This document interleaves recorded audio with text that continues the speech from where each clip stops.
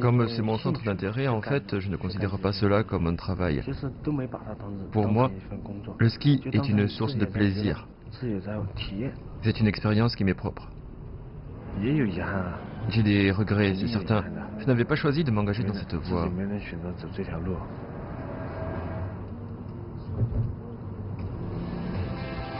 Le ski, un sport très populaire à l'étranger. Depuis ces dernières années, il est en vogue en Chine. De plus en plus de Chinois vont dans les stations et commencent à se familiariser avec le ski. Aux yeux de beaucoup, ce dernier reste cependant un sport uniquement adapté au climat du nord de la Chine. Pourtant, le ski change la vie de certains habitants de Liupanshui, une petite ville du sud-ouest du pays. Voici l'histoire de l'un d'eux.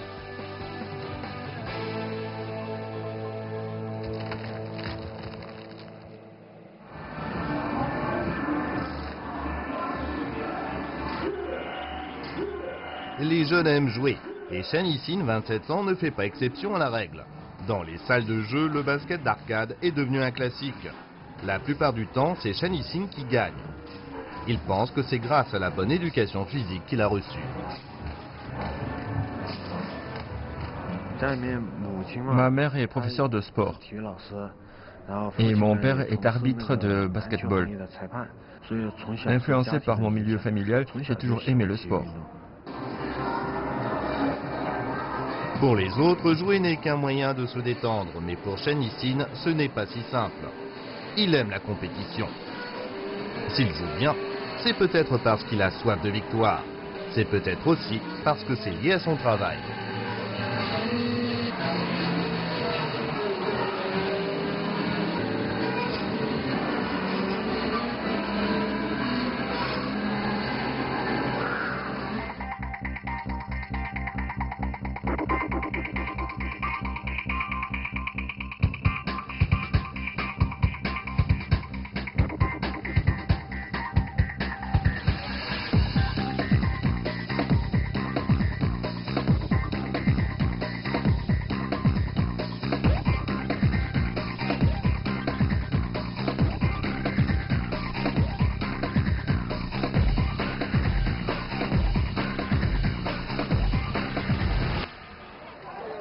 On dit souvent que les rêves sont généreux et la réalité avare. Chen Yixin n'a pas atteint le niveau pour être athlète professionnel. Il n'est qu'un moniteur de ski qui vient de suivre 2 ans de formation. La plupart du temps, il est en charge des néophytes. Non, c'est l'autre ski qu'il faut chausser. N'enfonce pas la chaussure de travers, ça ne va pas. Ce n'est pas enclenché. Enfonce la pointe. La pointe est de travers. Il faut que ce soit bien dans l'axe. Le chasse-neige, vous savez faire? Et faire des virages? Non. Non, c'est pas grave. Je vous apprendrai ça tout à l'heure. Si on pense que le ski est difficile, c'est peut-être parce qu'on n'en a jamais fait. Quand on choisit de faire carrière dans quelque chose de nouveau, il faut parfois prendre des risques. Chen Yixin fait le pari du développement des sports d'hiver dans le sud. Si le public ne suit pas, son avenir est compromis. Nous sommes en 2017 et c'est la première fois que la ville de Liupanshui organise une compétition nationale de ski. Le rôle alloué aux moniteurs locaux n'est pas sportif. Beaucoup se demandent encore si l'on peut vraiment organiser une compétition de ski dans le sud.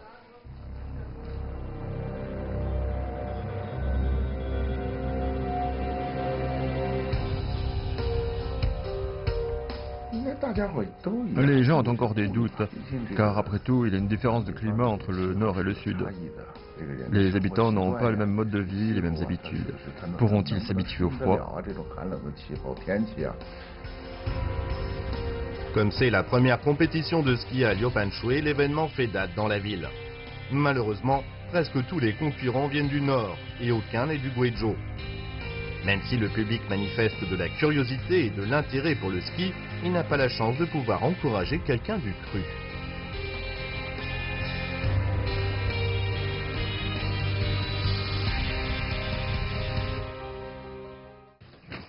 La station de ski est toujours en construction. Hors saison hivernale, Chen Yixing doit travailler au chantier dans la montagne. Son temps libre, il ne peut le consacrer qu'aux exercices physiques en attendant la tombée de la neige.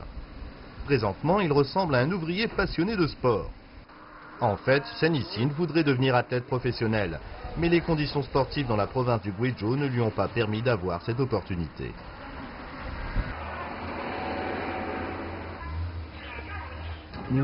C'est parce qu'ici, au Guizhou, il n'y avait pas de structure pour nous former. Je n'ai donc pas connu le ski quand j'étais petit. On peut dire que tout ne repose que sur mon intérêt pour certains sports. Avec l'arrivée de l'hiver, le paysage change d'aspect. Le rythme de travail s'accélère. Environ 400 saisonniers résident dans les hauteurs. Ils sont tellement occupés pendant la période de haute activité qu'ils n'ont presque pas le temps de descendre des montagnes. On peut dire qu'il est représentatif de ces jeunes. En fait, presque tous les jeunes d'ici sont capables de supporter les épreuves, de travailler dur et de faire des efforts pour progresser.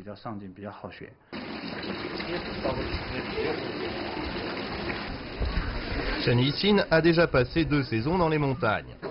Au début, il était seulement technicien spécialisé dans les pompes à eau. Mais ce travail lui a offert l'occasion de se familiariser avec le ski. Amoureux des sports, il apprend en autodidacte et devient l'un des 5 moniteurs locaux. Même s'il ne fait qu'enseigner les bases aux touristes, il s'est rapproché du sport.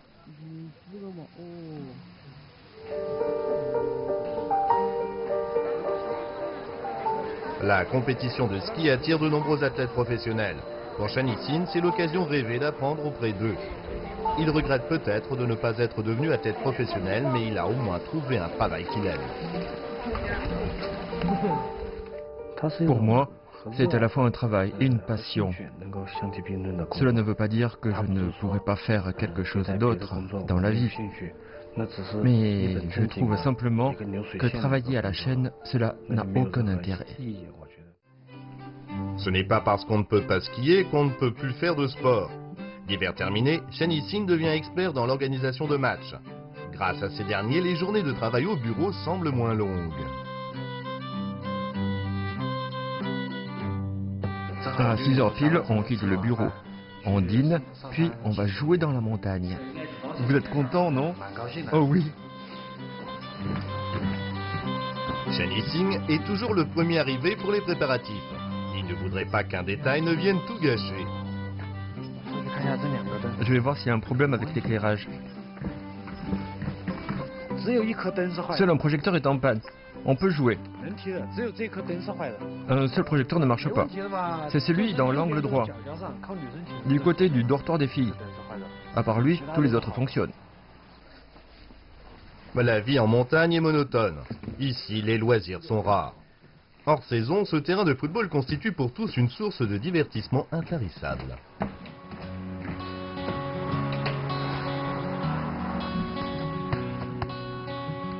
Pendant toute sa scolarité et ses études, Chen Yixing a toujours été fort en sport, surtout en football. C'était lui le moteur de l'équipe de son école. Il est maintenant tout autant dans celle des montagnes.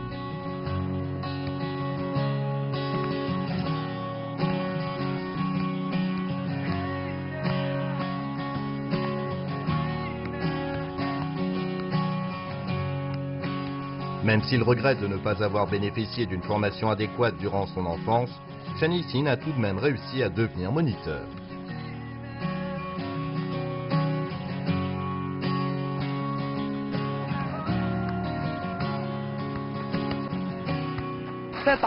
Déplace ton centre de gravité vers la droite. Face aux gens ordinaires sans aucune expérience, Chen Yixing se montre très patient. Il espère peut-être que les gens viendront nombreux apprendre à skier et qu'ils seront plus à l'aise sur les pistes. La première fois, je trouvais ça très difficile.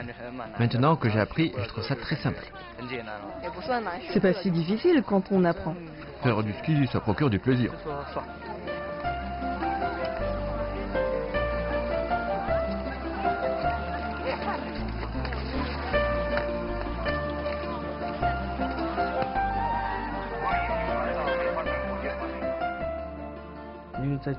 Enseigner, c'est quelque chose de très gratifiant. Quand on voit des gens à qui vous avez appris à skier, aller sur les pistes et les dévaler, vous ressentez de la fierté.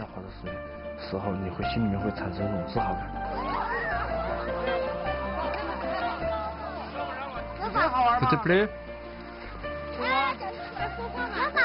Allez, papa, vite! Est-ce que ça te plaît? Oui. Oui, allez, papa, vite! Allez. En fait, il n'y a pas de grande différence entre le nord et le sud pour le ski. Comme la neige est rare sous ces latitudes, l'enthousiasme n'en est que plus grand. Il ne manque peut-être plus qu'une chose. Si on avait les moyens suffisants pour produire de la neige artificielle, on aurait alors un grand domaine skiable dans le sud, permettant à tous de faire l'expérience des sports d'hiver. On pourrait toucher 300 millions de personnes. Il se prépare, d'accord? Mettez juste les dossards. On pourra se changer plus tard sur le terrain. Le stade de football se trouve au sommet d'une montagne à environ 2000 mètres d'altitude, à l'instar de la base d'entraînement de l'équipe nationale à Kunming. Les joueurs viennent aussi bien de la montagne que de la vallée. Issus de tous les horizons, ces non-professionnels se réunissent pour l'amour du jeu. J'attribue les postes. Tu seras attaquant. Tu sais bien que je cours lentement. C'est comme ça et puis c'est tout. Toi, tu seras milieu de terrain et moi, défenseur.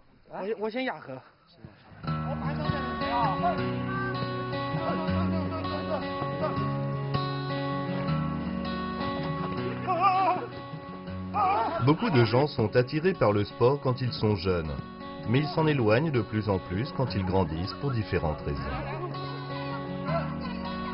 Pourtant, la vie est toujours plus belle avec le sport. Ces jeunes font un travail exténuant. Le sport leur apporte de la joie et leur permet de profiter de leur jeunesse.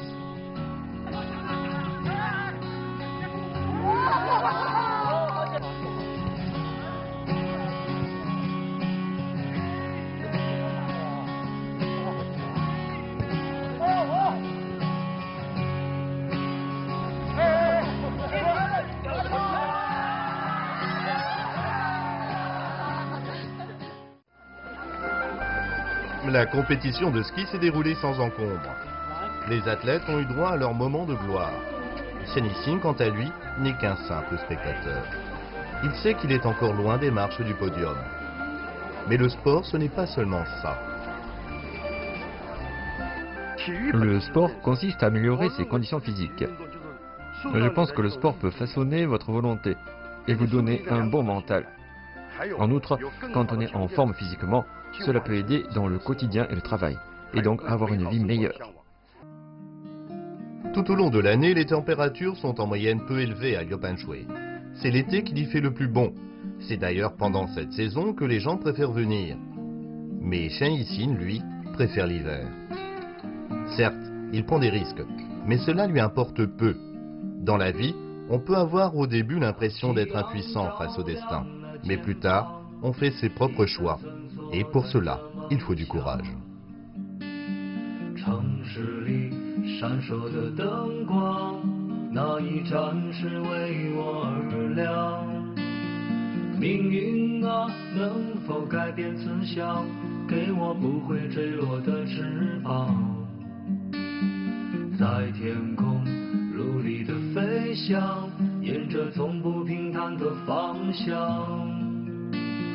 当所有都随风而逝，心中留下一把尺，量一量经过的青春，问一声，到底值不值？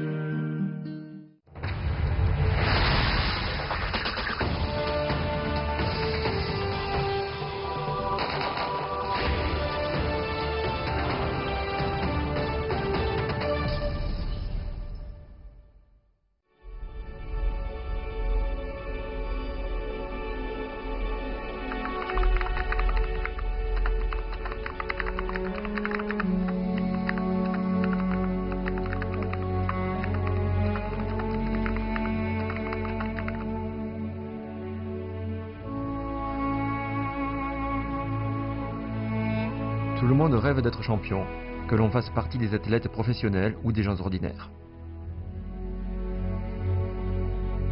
Le Jolichio, ou Taiji à la raquette, est intégré pour la première fois dans les épreuves des Jeux nationaux de Chine.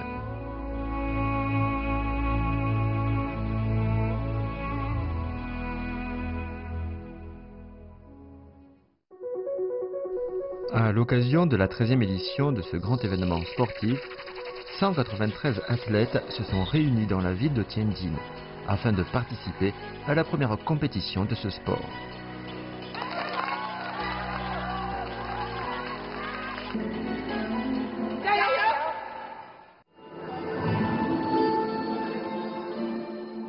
Ce concurrent qui participe à l'épreuve individuelle de Jolichio s'appelle Dong Shenbing.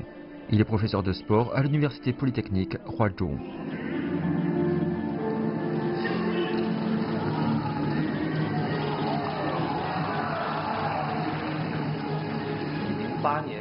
En 2008, l'année des JO, je suis entré à l'université des sports de Beijing.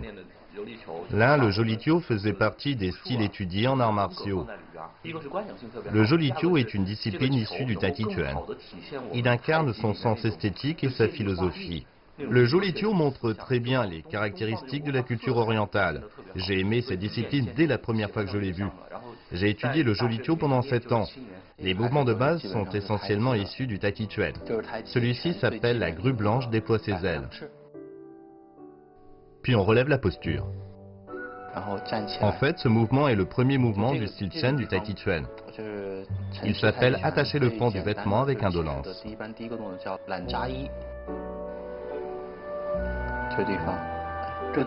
Vous savez faire tous ces mouvements? Oui, c'est du Tai Chi Chuan. Quand on crée ces enchaînements, en fait, on utilise des mouvements de Tai Chi Chuan auxquels on associe les techniques du Jolichio. Prenons ce mouvement de Wushu par exemple, la rotation du bassin. Quand on l'exécute, on peut faire des cercles avec la balle. C'est une technique de raquette. Enrouler la tête, c'est aussi un mouvement au sabre que l'on pratique au Wushu. Il consiste à faire tourner l'arme autour de la tête. On fait de même avec la balle et la raquette.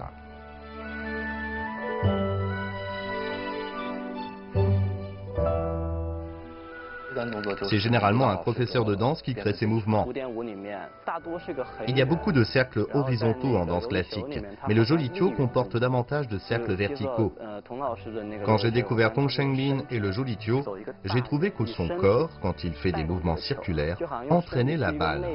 C'est comme si, avec sa force interne, il aspirait la balle en lui. Voilà l'impression que j'ai eue. Il y a une très bonne fluidité dans ces mouvements. Ce qui m'a le plus surpris, c'est son sens du rythme. J'ai pensé que l'on pouvait intégrer la danse au Jolichio. Ensuite, rotation du bassin, on ramène les bras, on les lance vers l'avant, inspiration de droite à gauche, on revient. Vous vous exercez les deux mains? Oui, chacune des deux mains doit pouvoir faire des mouvements de base. La plupart des athlètes ne pratiquent que d'une seule main, n'est-ce pas? Je suis plus habile de la main droite, mais mieux vaut faire certains mouvements des deux mains. Cela augmente la difficulté et c'est plus esthétique.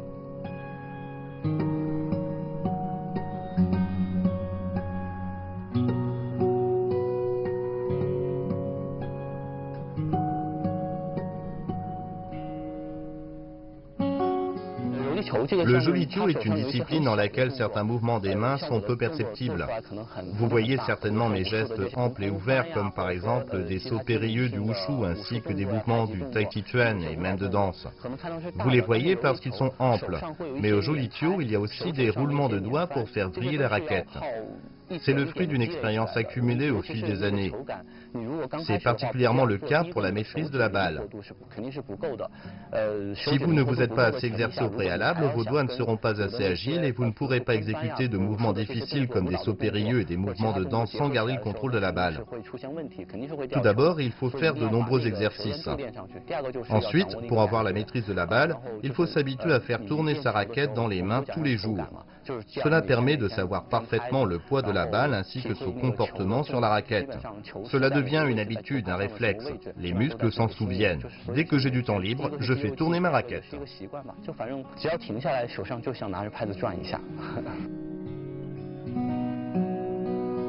Pendant 8 ans, Tong Chun-bing a eu comme compagne sa raquette. Ils ont en effet passé plus de 4000 heures ensemble. Il a retourné des millions de fois et lui a fait faire au moins 10 millions de cercles.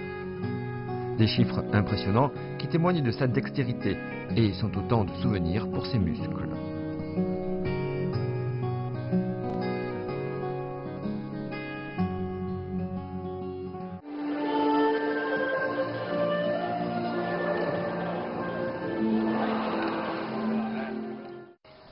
Le Jolitio fait partie intégrante de son quotidien, de sa vie. Il est comme un farfadet qui s'amuse à lui jouer des tours. Il ne compte plus les nombreuses fois où il a dû ramasser la balle tombée au sol. C'est ainsi qu'il s'est forgé une volonté de faire.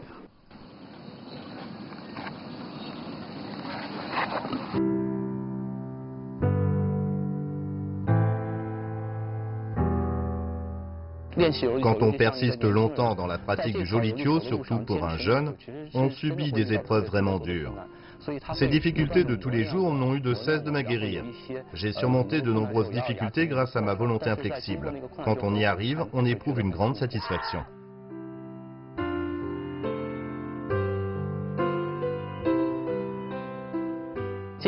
Comme le Jolitio n'est pas un sport olympique, il attire très peu l'attention du grand public. De ce fait, les gens ne comprennent pas pourquoi un jeune homme s'investit autant dans une discipline à laquelle s'adonnent généralement les personnes âgées dans les parcs. En fait, je pense que les gens ne se rendent pas compte des véritables avantages du Jolitio. On le voit seulement comme une sorte de danse exécutée dans les lieux publics, alors qu'en fait, il transmet de nombreux éléments de la culture chinoise.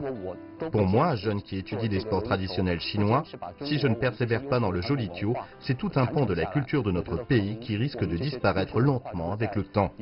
Donc, en tant que jeune chinois, je mets un point d'honneur à perpétuer nos traditions. J'estime que c'est très important de le faire.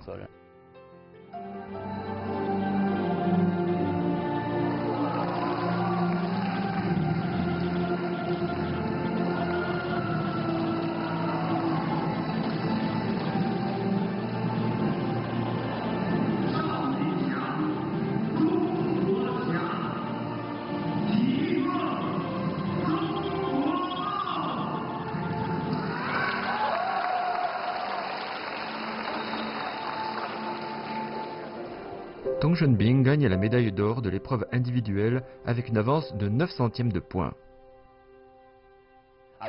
Quand je pratiquais le wushu, je rêvais de pouvoir intégrer l'équipe nationale et de participer aux Jeux asiatiques ou aux championnats du monde. Mais je n'ai jamais pensé que j'obtiendrais la médaille d'or en Jolitio aux Jeux nationaux. Le champion est Tong Chun-bing de l'équipe du Hubei. Quand je suis monté sur le podium, cela m'a soudain fait penser à Liu Xiang qui, le drapeau rouge à 5 étoiles sur les épaules, est monté sur la première marche du podium lors des Jeux Olympiques de 2004. C'était particulièrement émouvant. Pour moi, remporter la médaille d'or dans la plus grande compétition sportive nationale, c'est aussi un grand moment. Cet instant était aussi pour moi comme une délivrance.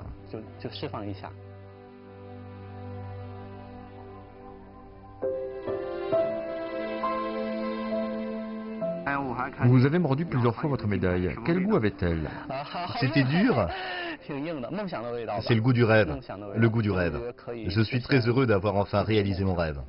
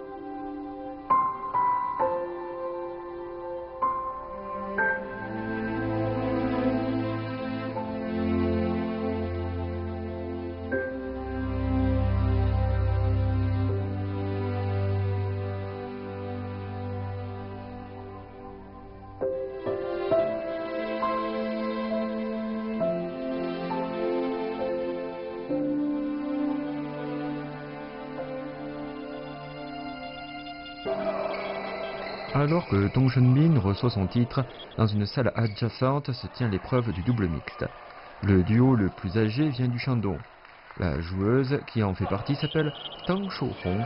Née en 1968, elle est assistante maternelle. Voilà mon chéri, je te lave la tête. Ça va? Tang Shouhong et son coéquipier ont atteint les huitièmes de finale en luttant sans relâche. Une blessure les a malheureusement empêchés d'aller plus loin.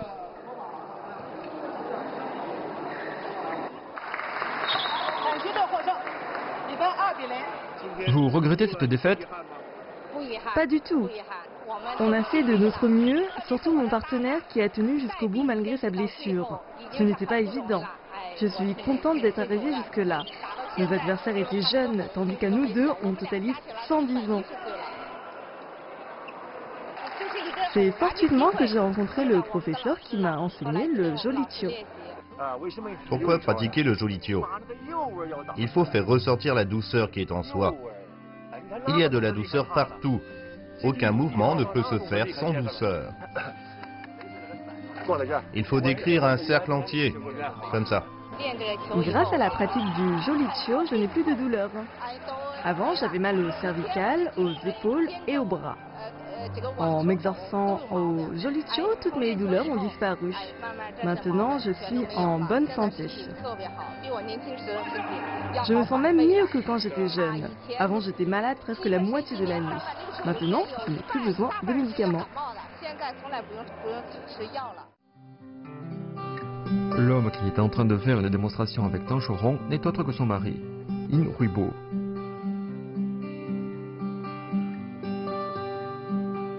Et il est très fort pour faire des tours complets sur lui-même, un mouvement qui donne à la balle un magnifique tracé.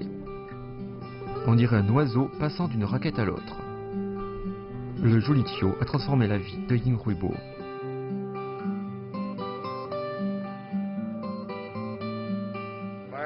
Vous pratiquez depuis combien de temps? 9 ans. Et vous êtes fatigué? Non, on est habitué. Avant de faire du Jolichio, aviez-vous d'autres passe-temps? Oui, ce n'était pas sain. Maintenant, on a un même passe-temps. Avant, j'aimais jouer aux cartes ou au mahjong. Je suis chauffeur et j'ai beaucoup d'amis. Le soir, on se retrouvait pour jouer au mahjong ou aux cartes. Être assis pendant des heures, ce n'est pas bon pour les lombaires et les cervicales. Parfois, je jouais tard, parfois toute la nuit. Il ne dormait pas assez. Il manquait de sommeil. C'est très dangereux quand on est chauffeur. Quand je rentrais à pas d'heure, elle était fâchée et on ne se parlait plus. Quand je suis fâchée, je ne lui adresse pas la parole. Je ne cherche pas à argumenter. C'est inutile. On se disputait souvent à cause du mahjong. Parfois, on ne se parlait pas pendant 15 ou 20 jours. Tang Shouhong s'est ingénié à convaincre son mari d'intégrer l'équipe de Jolichio.